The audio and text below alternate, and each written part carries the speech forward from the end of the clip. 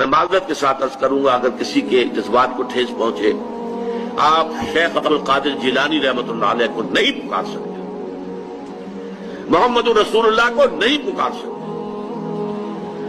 اور واقعہ یہ ہے کہ محمد رسول اللہ کو تو پکارا بھی نہیں جاتا، پکارتے لوگ ہیں زیادہ حضرت علی کو، یا علی مدد، شرک۔ دیکھیے سب سے بات نقطے کی بتا دوں آپ کو، فرشتے کو تو ہم مانتے ہیں نا،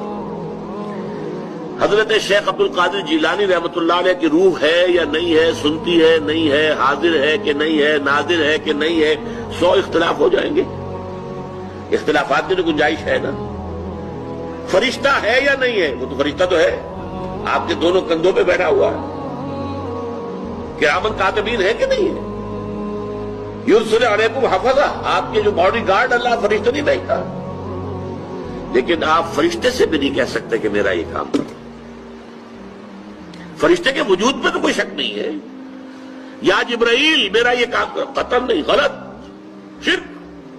لا تدعو مع اللہ احدا، اللہ کے سوا پکارنا کسی کو نہیں ہے، دعا کسی سے نہیں ہے، استغاثہ کسی کا نہیں ہے، استعانت کسی سے نہیں ہے، استمداد کسی سے نہیں ہے، استنصار کسی سے نہیں ہے سوائے اللہ۔